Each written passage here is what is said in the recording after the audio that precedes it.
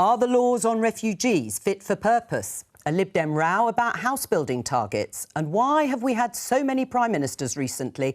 This is Politics Live.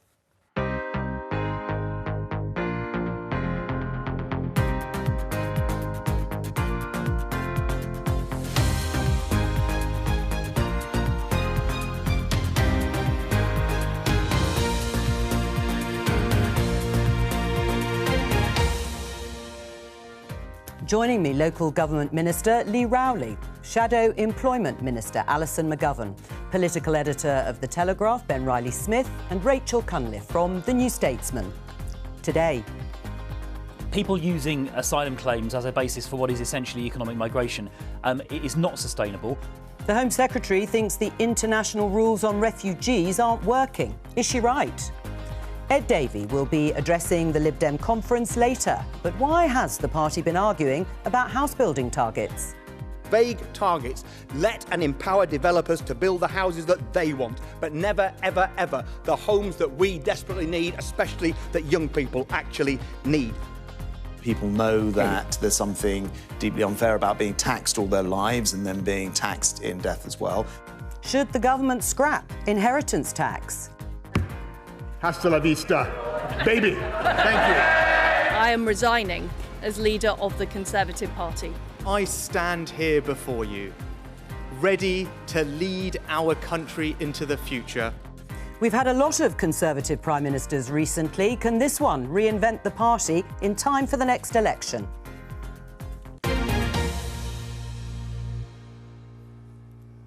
Let's start with reports that the government is looking at either scrapping or slashing inheritance tax. This headline in The Times: Rishi Sunak draws up plans to slash inheritance tax. Targeting the most hated tax in Britain is just one of the crowd-pleasing policy changes in the mix for the Tory conference, which starts at the weekend. So my opening question to the panel, we heard Grant Shapps too in the headline saying it's deeply unfair. Is it?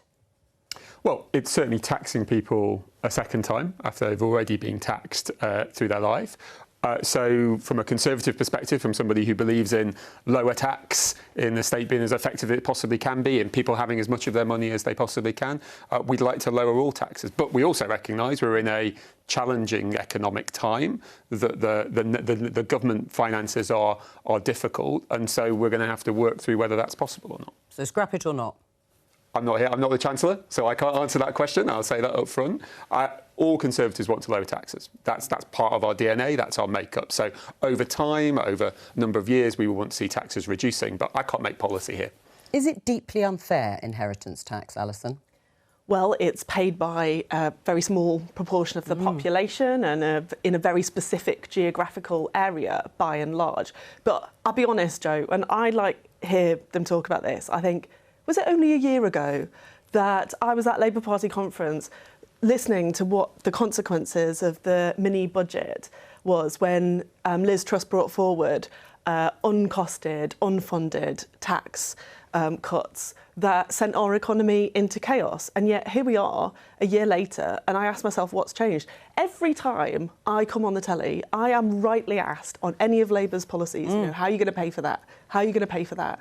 And here we are with the Tories yet again wanting to talk about cutting tax and, not taking that responsibility seriously to manage our economy. But philosophically, everybody in our country paid the price for that mistake. Philosophically and more broadly on inheritance tax, it's charged at 40% for estates worth more than £325,000 and an extra £175,000 allowance towards a main residence if it is passed to children or grandchildren. And a married couple can share their allowances, and that means parents can pretty well pass on £1 million to their children without any tax to pay. Is it fair? I think that, as I was saying before, I think it's paid by a very small part of the population. The vast majority of people can, as most people would want to do, pass assets on to their children. We could always look at tax reforms to try and make it better. But as I say, I cannot believe we're here again. I think you probably can believe it. In the tax year 2020 to 2021, Ben, 3.73%. Alison is right. Very few people of UK deaths resulted in an inheritance tax charge. Is it deeply unfair, as Grant Shapps says?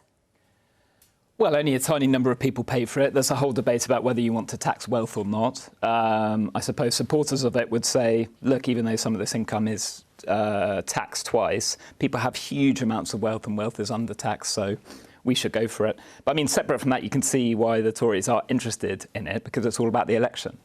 They are desperate to try and say a tax bomb is coming with Labour, and Keir Starmer's shut down the idea that he'll raise income tax or wealth tax. But if they do scrap inheritance tax and Labour doesn't promise to reinstate it, then you've got that dividing line. I mean, it's unlikely that the Chancellor will announce it, because he said it will be unlikely for tax cuts to be announced in the budget. But do you think it is deeply unfair inheritance tax, Rachel? No, I think if you were looking at taxes that you might want to bring down, because taxes in this country are at a historic high, that's probably the last one that you'd look at, because as we've discussed, it affects 4% of estates. That means that 96% people either don't pay it at all or they don't have an inheritance to pay it on. Also, it's not double taxation. We talk about it like it is. It's not paid for by the person who's dying. It's paid for by their heirs, their children, who have inherited it and who, of course, we want people to be able to pass things on to their children, but who, let's be honest, have done nothing to earn it. If you look at the tax burden as a whole over the course of the country,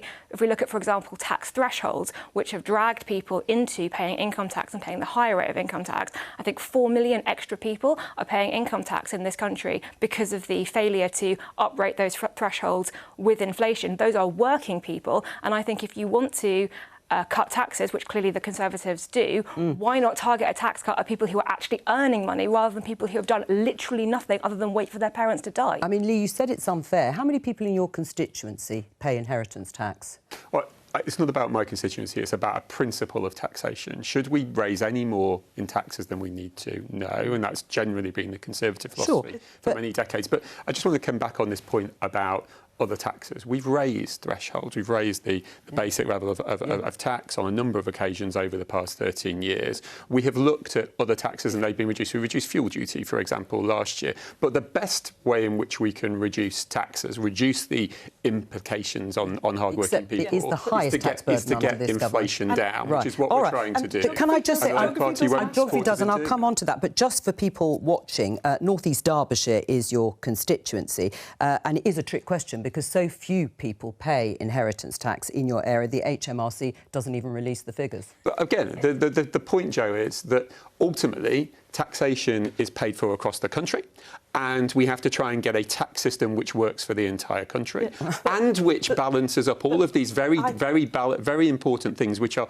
making sure we have public services that work, investing in our infrastructure for the long term, but ensuring that we don't take any more money from people, whether it's in North East Derbyshire or Wirral or anywhere else that we need to. I thought we all agreed that we need to level up this country, that geography does matter in our economy, that where we get our wealth and our income does matter, and that all parts of our economy must be included in that.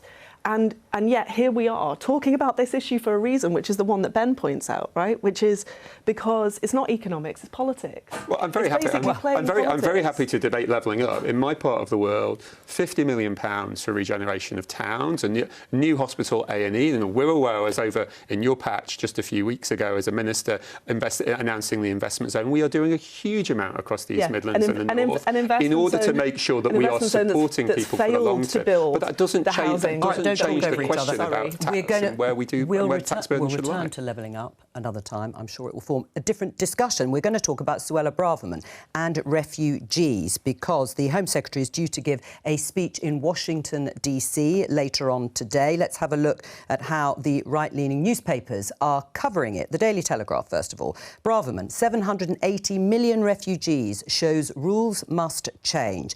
This is the front page of the Daily Express. Suella urges reform of absurd migrant system. And finally, the Daily Mail. Suella, Channel migrants are not refugees. She is expecting Suella Braverman to question whether the application of the United Nations 1951 Refugee Convention is fit for our modern age. The convention was drawn up after World War II. It has at its heart the principle that refugees should not be returned to countries where they face threats to their life or freedom. Is she right, Lee, to question international rules that have been in place since 1951 and say or question that they're not fit for purpose? I think it's pretty reasonable for the government and for people like Suella who are involved in this discussion every single day to look at every single avenue to try and resolve our migration problem and to try and resolve some of these things which people in places like North East Derbyshire are absolutely outraged about and want action on. The government's trying to take that action, but it's very difficult to do so. And we are seeing similar challenges all around the world. So there are global issues here, and it's perfectly reasonable, I think, for Suella to raise questions about how we resolve those issues collectively. Do you agree about raising questions about the UN Refugee Convention? I think the government would have more credibility if it got on with the job at home. I think the backlog of asylum cases is a disgrace. It harms those people who need our support, and it makes us less safe and secure as a nation. I think if Labour were in government tomorrow, we would take a different approach. We would prioritise getting that backlog down, saving the money that we're spending out, millions on hotels and so on, to make the system work properly. That would make us more safe and secure as a country, and would be a better way to build the kind of international cooperation we need to make the system work better on a global scale. It is just a distraction, isn't it? It is a distraction from the failure.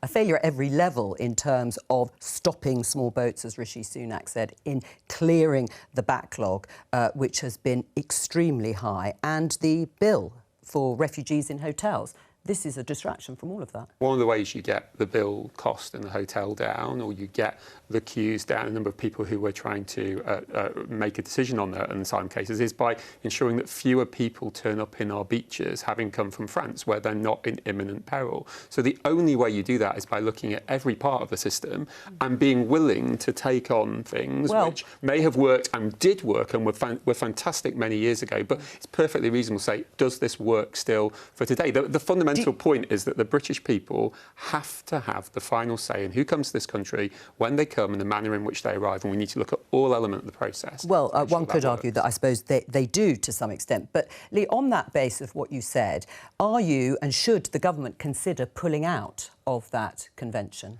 Well, let's wait and see what Suella says today. She's talking about this in detail and with nuance and recognising that there's a lot of considerations which need to be made here. But as a principle, should we look at every part of the process to make sure that we're resolving the boats issue and making sure that we're not mixing up asylum with economic migration? Yes, we should absolutely do that. Are you saying that you wouldn't question, Labour wouldn't question anything about our commitments internationally, or at least look at some of the conventions that have been in place? Keir Starmer recently met President Macron in France precisely to try to build up those kind of relationships particularly with our nearby neighbours, so that we can make that process, Jo, that you describe work better. Having listened to Lee just then, I'm not actually sure what we're debating here. What is the policy that the government are suggesting? Maybe the Home Secretary could come to the House of Commons and announce what her policy change is, so that we can be clear and so that the British people can know exactly what it is that the government are suggesting. As I say, at the moment, it does just look like the creation of headlines, whilst the job here at home of dealing with the backlog, all right, we need to think about every part of the process, but the backlog of people that are here already needs dealt with. The backlog will never go down until you have a broader discussion about the questions about how we resolve these issues. That's not true. We previously had issues in the system. There was a backlog built up, and under the last Labour government, it was dealt with. We can do that job again. And you didn't have channel boats under the last Labour government. And what we're trying to deal with here is a new phenomenon. You will never resolve the backlog until you ultimately work out how to make the process work and how to make the principles of migration and asylum work for the long term. Why not get more caseworkers? Why not improve productivity? Well, the government said it has done that to some extent. But actually, Alison raises an interesting point, is why is Suella Braverman doing this now? What is it that she's actually going to propose? Well, I think it is the early skirmishes for this huge moment that's coming later in the year, which is the Supreme Court is going to decide whether the Rwanda deportation policy is legal or not. And if it is deemed illegal, there is going to be a big debate primarily within the Conservative Party about what on earth you do now. And I think Suella is on the harder end of the immigration clampdown spectrum in the party, and some on that wing are minded to try and pull out of the ECHR. And let's see where they end up on the Refugee Convention. I think that's another whole area of debate. But I think she's trying to nudge discussion in that way for when that moment comes. Rachel? I think she's doing more than that. I think this is her setting out her stall for a leadership pitch. The next Conservative leadership contest is already underway. I think we'll see more of it in Manchester at the conference season. And Suella Braverman has positioned herself, strangely from within Rishi Sunak's government, as being, in a way, the main opponent to a more moderate approach and to really channeling the hardliners in the party. First it was Rwanda, then it was barges that may or may not have Legionnaires' disease on them.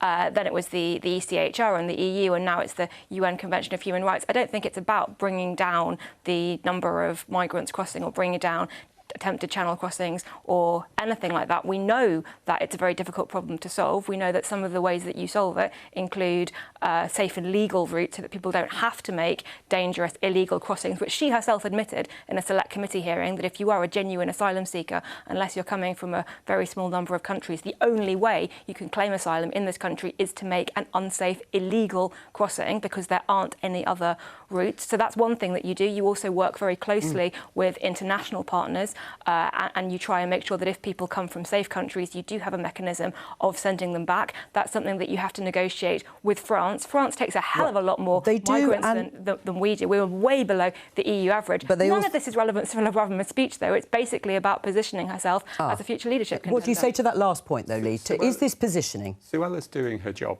And if Suella is getting the same feedback in Fareham, where she's the MP, that I'm getting in North East Derbyshire, I was knocking on doors just a few days ago, house after house after house in Claycross and Old Tupton.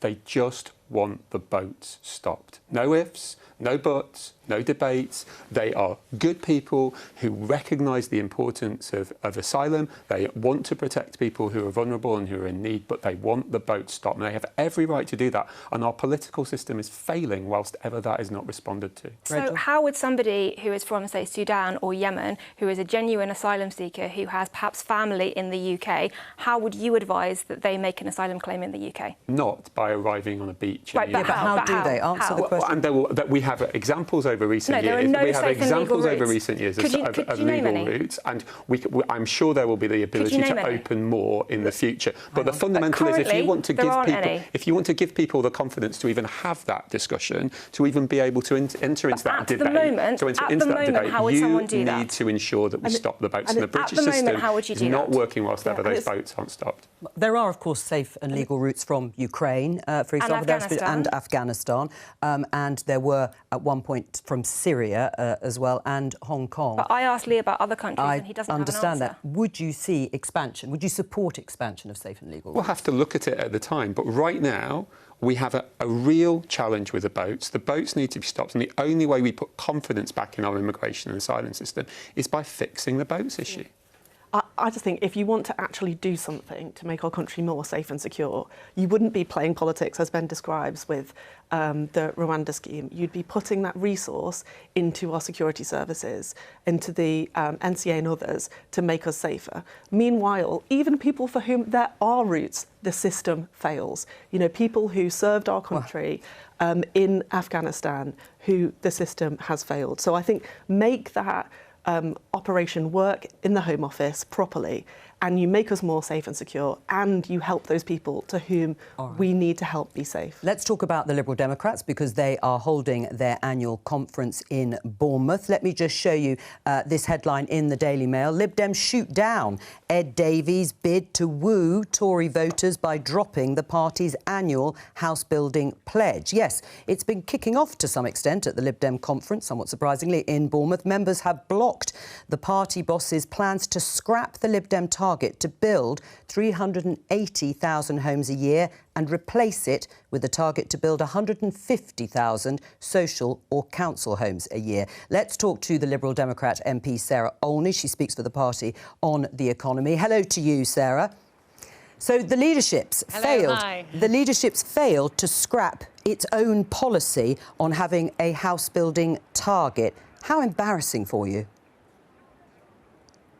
It's not embarrassing at all. We had an excellent policy debate yesterday on our housing motion. It's a really comprehensive housing motion. It covers, as you already said, an ambitious target for building more social housing. But above all, what it really wants to do is place house building at the heart of communities, so that communities have more control over the process, and we can really respond to voters' concerns about building the right infrastructure. It's an absolutely excellent policy motion, and we had a really, really good debate about it yesterday. Yes, it sounds like it. We will quote Tim Farron, the former Lib Dem leader, in just a moment. Why did you want to get rid of the target to build 380,000 homes in the first place? Well, I think what we were trying to do with that is we're saying that, you know, having a target isn't in itself helping us to build homes. There are lots of underlying reasons why we're not building homes. And actually the target then almost becomes a bit of a distraction. And in some ways it can lead to the sort of house building that's actually not helpful and not helping to fulfil the need. So that was the thinking behind wanting to scrap the target. But we've got lots of members here for whom that target is really, really important. We had an excellent debate yesterday, and the conference as a whole took the decision that they wanted to retain the target. But that's within the context of a much, much bigger, very comprehensive housing motion that we think really does meet the challenge, the huge challenge we're facing in this country of building enough new homes for people to live in. Yes, but I mean, Tim Farron, as I say, the former Lib Dem leader, was pretty damning about young members of the party, the young Liberals, who voted to keep your 380,000 homes a year target. He called them Thatcherite. He said the authors of Amendment 1 do not mean it, but it is pure Thatcherism. He said it could be the most right-wing thing I have seen ever at Liberal Democrat conference. Do you share his low opinion of your young members? Do you know, honestly, it was so energising, so encouraging to see Sarah. how the young Liberals, the younger members of our party, taught you a lesson. They really got together about this, and they really, well. But, I mean, it just goes to show how much we value the views of younger members of our party, and that, you know, they were the ones who really, really pushed for this, and even our former leader couldn't stop them getting this target back into our motion. So, actually, I think it says great things about us as a party. Is it the most right-wing thing you've ever seen at Lib Dem conference? I'm not sure. What is the most right-wing thing you've ever seen at a party conference, Sarah Olney? I mean, are you actually in favour of your new policy now? I absolutely am. I mean, as I say, this is just one small part of a really, really comprehensive motion that I think will, you know, it really goes a long way to address many of the problems we're having with housing in this country. As I say, it's not just about the overall target, it's about the real commitment, the ambition to build more social housing and to really try and address some of those obstacles that are really holding us back from making a real difference on this issue. But that target will be binding on you, will it, the 380,000? It's now part of our party policy. Yeah, yes. just so viewers know.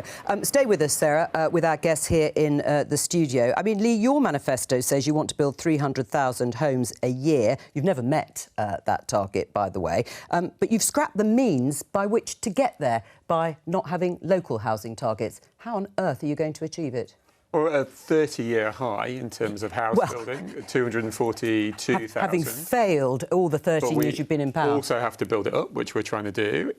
House building is not easy. That's why all three parties struggle with this at times. But what my boss, Secretary of State, has set out is that we are still aiming for 300,000 a year. We're on track for building 1 million in this Parliament, and that we're also trying to make sure there's a wide range of housing that's being built, including social housing, so that we can support people's aspirations to own, but also help those who wish to rent. Well, when you talk about social homes, do you agree with Sarah Olney that that should be a priority in the way the Liberal Democrats are now making it, with that target of 150,000 social homes a year? Well, it is a priority in that we have nearly £12 billion going into the Affordable Homes Programme, which will help unlock tens of thousands of affordable houses over the coming years. It's not a priority. Let me just give everyone the figures. One of the ways in which we can, for example, build houses, including social houses, is by getting through the nutrient neutrality changes, which we've been talking about, which will allow social housing to be built. Yes, but actually 7,500 new homes, social homes, were built, leading to a net loss of just over 14,000 homes, and that was in the year 21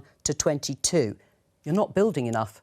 One of the reasons why we're trying to encourage councils to get local plans in place and then trying to give support with lots of taxpayer subsidy, lots of hard-working taxpayer subsidy, targets. in order to councils still have to create local plans. Yeah, but without and targets. And those local plans, when councils have plans in place, they usually build more houses. Those houses will all contribute to the overall objective of building enough houses to support both those who need to socially rent and those who want to own, because we want to open up home ownership to as many people. All right, well, while we're on targets, does Labour have a target for how many homes it wants to build every year? We want to have a target, and the reason is because overall, as you know, I would hope that there would be general agreement. Overall, having a target helps it be done. Right. The problem is the practicalities. So I've seen this time and again where we've got a lot of brownfield areas in Merseyside, but actually we can't get those areas built out because the brownfield fund that is supposed to be there may well be underspent. We haven't got the kind of practical things like planners, local the housing associations and others haven't got the kind of resources to get that done. So I think what we've had is 13 years where this is, my experience has been, it's been getting worse. And the kind of funding that's been there, for example, the Towns Fund and other things, these competitive funds that play one place off another, rather than consistent funding over time, has held us back. But you say you want a target. What should it be, broadly? Well, I think I don't have I don't think that... Is 380,000 a year a reasonable figure that the Lib Dems are proposing? So basically all parties over the time I've been in Parliament have wanted that around that level, because if you look at the need, that's what it represents.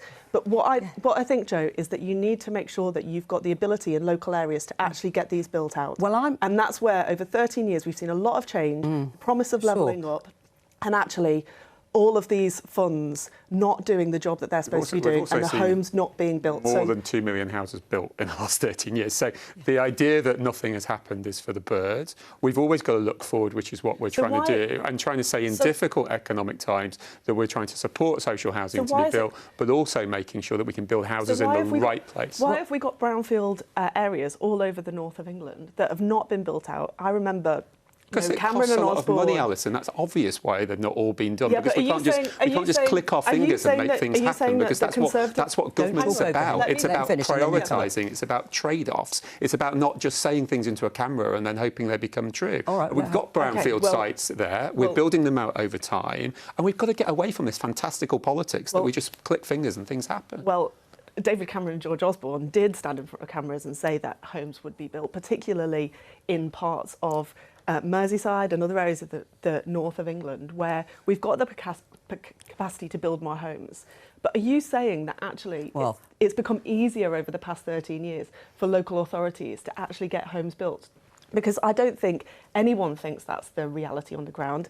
In the end, the target is important, but it's actually getting it done that matters. Well, hang on, Alison. Before you respond, Alison, because the Labour Party does seem to have changed its tune, if you think the target is right, because this was a couple of years ago. Labour Party tweet, the Conservatives' Developers Charter would sell off and sell out our communities. Local people, not Tory party donors, should decide what's best for where they live. And there, did you want developers building on your green space without your say? Boris Johnson does. Then just a few months ago, this was the message from the Labour Party with Keir Starmer there. The hopes of a generation are being blocked by those who more often than not enjoy the secure homes and jobs that they're denying to others. Labour will choose the builders, not the blockers. We will take on planning reform to build a better Britain. Well, which is it? Well, that's exactly what I'm saying. We've got to make it easier for local authorities to do the job that they're supposed to do, to identify those areas and to help get the job done. For example, Homes England needs a huge amount of reform to make sure that they can actually help put coalitions together. Yeah, all right, but just briefly, whose side are you on? Are you on the builders or are you on the homeowners that we saw in that rather leafy village before? I want people to have homes to live in, and I've been working to try and get homes built on brownfield land in my constituency for years, and this government has made it harder, not easier. Rachel? I think you've got from this debate how challenging it is. Everyone wants to build new homes, but nobody wants to build homes near them. I should say that both Lee and Alison have blocked or objected to redevelopment in their constituency, as I should say, have the vast majority of MPs from all parties. And I'm sure you will say that you listened to local concerns and there were issues with those plans and you stood up for your constituents, and that's what you think your jobs were. However, the people who you're not listening to when you have those conversations are the thousands of people who would love to have a home, who would love to move into those developments, whose voices don't get heard. And I think we've heard throughout, we heard it from Sarah Olney, we've heard it from both of you, the importance of local people, local buy-in. Do you want this development in your local area? We're weighting it all wrong. We're weighting it for the people who already have homes and not the people who might Rachel, I can literally take you to a site that is, you know, less than a mile from where I live, where I've been trying to get houses built. You all have. You all have. And it has been extremely frustrating. Well, but there are examples of many MPs who come on this programme and say they're in favour of house building, and then we bring up a planning application of a house building project that they've just blocked. But it's not irreconcilable to both say we want house building, which we all do, and we want to ensure that there's a deliverable plan. Then is your argument, Rachel, that we should approve and agree to anything, anywhere, no matter what? Because that's bonkers, if that's the logical extent of your argument. It's perfectly reasonable for me to say yes in many places, but in some places, actually, we need to think about it. What I'm suggesting is that you weigh the views of the people who might like to live in those homes, not just the ones who are already there. Those people don't get counted. The people who can never afford to get on the housing ladder, they never get counted. And so, yes, I think there should be a weakening in the rights of local people to object to a development because it's on a car park where they want to park their car, or it might have struck their view slightly. I think the right of people to have homes matters more than somebody else's right to have their perfect view. All the parties say they want to build more homes to a greater or lesser extent, but can any of it get done? Well, no, the problem is the massive elephant sitting in the entire debate is NIMBYism, which is not in my backyard. Every party says they want to build lots of homes. Every party says somehow we want to protect communities from being built in the green spaces. The reason the Lib Dems were so didn't want to adopt this big national target is every single by-election they absolutely hammer the Tories and saying, look, the Tories are going to build homes here, here and here. And it's won. It worked for them in Amersham, where they won a kind of shock victory in a Tory safe seat, and they wanted to do that strategy for the next election. So they are now bound by their own members to have this high target, so it's going to be much trickier to make those attacks. I mean, how difficult is that for them, Rachel? Well, it's incredibly successful in local elections, as Ben says. You're seeing it now in Mid-Bedfordshire, you saw it in Somerton and Frome. It works as an effective campaign. Unfortunately, what it does is it turns this debate into, if you already have a house, all of the parties will leap to protect you and to protect your green space and your view. I mean, there is a car park in my local area where I think it's a Lib Dem council and a Tory MP and the Labour MP as well in nearby has also objected to it because where will people park their cars? You're talking about 300 people who could have flats in that area, but the car rights of the existing residents take precedence, and all three of the parties are terrible on this. Well, Sarah, I hope you've been able to listen to the debate, and thank you for standing there so patiently. I don't know if you heard Ben Riley-Smith, our guest here in the studio, talking about the politics of this, and that is the Lib Dem strategy, using house building as a political strategy to win by-elections. I mean, I can't comment on every campaign we've ever run, but what I do know is that, you know, the Tories are the ones who are always putting out leaflets saying the Lib Dems want to build all over the green belt. You know, it's the Lib Dems who want to, you know. So I mean, it is a campaigning tactic, but it's not one that we are, you know, particularly, you know, always the first to use. So, I mean, I don't know. I mean, what I do know is that it is extremely difficult sometimes to when you've got constituents coming to you and saying, oh, we don't like this, that or the other, you know, you represent them. How can you represent their feelings? I mean, all I would say is that we have got, in my constituency, I think over 1,000 homes have been approved for building since I became the MP in 2019. I haven't objected to that. There has been a lot of local feeling about it, but I completely understand what Rachel is saying, and I completely support that. So, you know, but it is really tricky. All right, we'll look at your planning applications that have come your way after the programme. But Sarah, earlier we were talking about inheritance tax and whether it should be scrapped or not. Do you think it should be scrapped? I mean, I don't think this should be the major priority right now. No, but that's not my question. That's not my question. It's been talked about as to whether it's fair or not. Do you think it should be scrapped?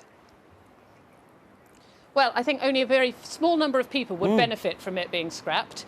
And, you know, if we're looking at tax cuts, then it should be about putting more money back into the pockets of working people. So for me, this wouldn't be the right priority if there are tax cuts that are being discussed. Or, I mean, even there are so many other things that you could be spending that money on that would, you know, for me, the priority would be to be looking at reducing the waiting lists on the NHS rather than tax cuts at this time. Sarah Olney in Bournemouth, thank you very much. Let's talk about Ben's book. It's called The Right to Rule, 13 years, 5 Prime Ministers and the Implosion of the Tories. But before we discuss it, take a look at this. The British people have made a very clear decision to take a different path. And as such, I think the country requires fresh leadership to take it in this direction. The second female Prime Minister, but certainly not the last, with enormous and enduring gratitude to have had the opportunity to serve the country I love.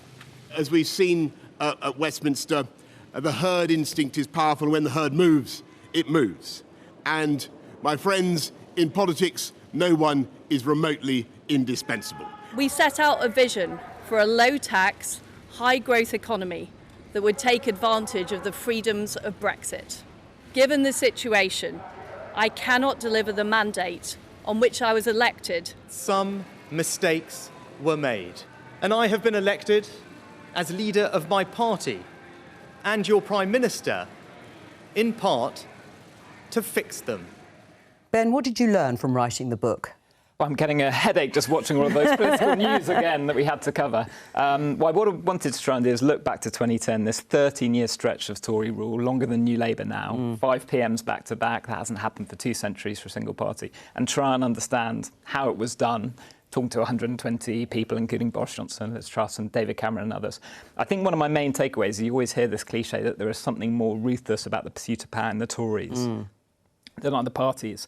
And I think actually the more people I talk to, that has come through as true. A lot of people kept on telling me, you have to understand they're not an ideological party, they're a power party, which is all about staying in office. So Labour was set up to represent a demographic, the working class, and to bring about a ideology, democratic socialism. The Tories are much less anchored on those points, and it allows them to shapeshift and change to where the public is much more freely, I think, than Labour. I mean, was there anything that you learnt that surprised you about Boris Johnson and Liz Truss and their time as Prime Minister? Well, Liz Truss was fascinating, just trying to understand, you know, the core issue was obviously how this mini-budget grew and grew. And there was something, I think, about her personal approach, somebody called it the spinal tap approach, endlessly turning it up to 11, rather than 10. And that worked as a cabinet minister because you had other cabinet ministers or the Prime Minister who could water you down, or the civil servants. But when you're Prime Minister, nobody is telling you not to go that far. And so one of the most candid comments I got was from Kwasi Kwarteng, her Chancellor, kind of a joint author of the mini-budget, who said, look, I love Liz very dearly, she's very sincere, but she didn't have the temperament and she wasn't wired to be a Prime Minister. And if it hadn't been the mini-budget, it would have been something else she blew up on. So even if your right-hand man is saying that about you, that does cast some kind of critical light on how those 49 days played out. And you look closely at Boris Johnson's downfall and how that played out. Yes. Well, one of the interesting aspects we looked at was the manoeuvring that went on from other cabinet ministers at the time. So one story that we put on the front page about a week ago was about Rishi Sunak, because during Partygate, on that day, both he and Boris Johnson got fined. He actually came so close to resigning, he wrote a draft resignation statement, shared it with people in Rupert Murdoch's media empire and was convinced not to go for it. So it was interesting, that slide, as Boris Johnson was being toppled, other leadership candidates on manoeuvres. Right, on manoeuvres. Rachel, why do you think the Tory party has retained power for such a long period of time? Is it also a failure of the Labour Party? I think the Labour Party had some soul-searching to do, and you can talk to Alison about whether or not that has been successful. Certainly, I think Labour tends to look inwards when they suffer a defeat and go, what's wrong with us? What are we going to do? Whether Conservatives tend to look outwards and go, how do we win those people over? And I think if you look at 2017 versus 2019, the changes in Conservative thinking and messaging and strategy in those 2 years between Theresa May and Boris Johnson going for that election is absolutely immense. They look like 2 completely different parties. So I think there is something in what Ben was saying about the Conservatives being driven by power and being better able perhaps to adapt in order to get that power. The question, though, is as we had those 5 prime ministers and all that chaos and all those personalities, how much attention was there actually on running the country versus how much attention was there on what was going on in Downing Street? And I think we're seeing the results of that now. Alison, what do you make of Rachel's analysis on the Labour Party? Too inward-looking, perhaps? Well, I don't know, but I mean, 2019 was a complete disaster for us.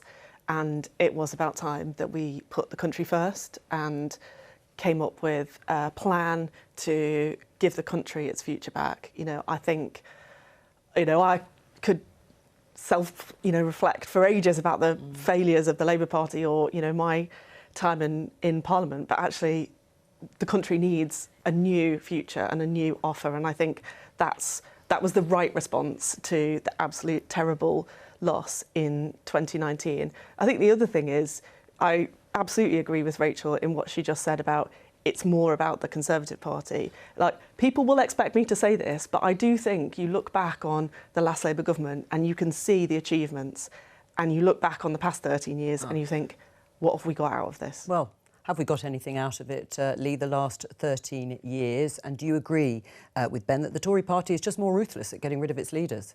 Well, of course we've got things out of it. I'm not going to bore everybody by going through them, but, you know, at a high level, more people in work, better education system, welfare that's more focused on people getting into work, lots and lots of successes. But is the question that the Conservative Party has made mistakes? Yes, clearly. Got ourselves into a really difficult position last year. We're now trying to move forward with that. The Prime Minister's brought stability to doing that. But I think there is a broader point, not read Ben's book yet, but there is a broader point that if you look around the world, you can see challenging the political system in America, where first one-term president losing in 30 years. You can see Australia having gone through 3 prime ministers in under a decade. You know, there is something going on in Western democracies. But what does that mean for parties that have majorities? It means we've got to get on with delivering the job, which is what we're trying to do. Well, you talked about the Prime Minister, and he wants big change, he says. Let's have a look. I am going to bring change because I want to put this country on a different trajectory. I want a better future for our children, and we're not going to get that unless we change how we do things. And today is the first example of a big change in approach, a change in the way we do politics, to put the long-term interests of the country first, ahead of the short-term and chasing the easy way out. What does this change agenda actually mean? Well, saying change a lot of times. Yeah. In that speech, he said it 27 times. Did he? Yeah, we cancelled out. You saw 4 of them there. I think what happened, you know, you are an incumbent government 13 years in, and you're thinking, how on earth do we win an election when we're miles behind in the polls and the electorate is frustrated? You somehow have to embody change rather than continuity. And that is what Rishi Sunak's trying to do. I think he's going to lay out these different policies to try and do that. But it's very hard because everybody in the country will say, you've had the chance to solve this for 13 years. Will it work?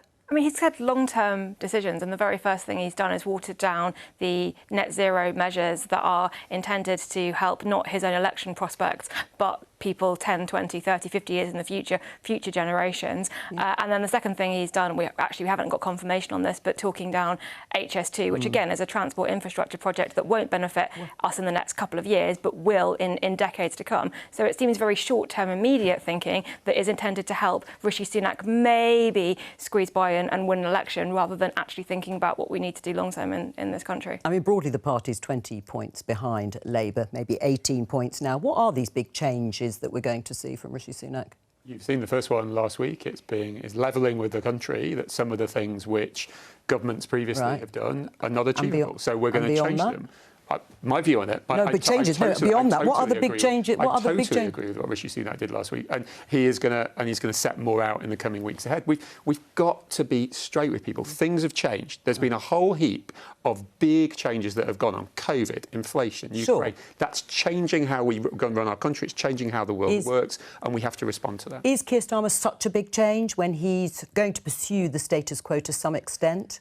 Keir's a reformer, you know, as DPP in his previous role in prosecutions. He changed the way things happen, and he's shown in setting out our missions and what we want to do that we are reformers and we're going to bring change to the country. Don't leave your TV screens, because I'm going to be back at 2:30 with coverage of the Liberal Democrat leader's speech, and I'll be back tomorrow at 12:15 for more Politics Live. Bye-bye.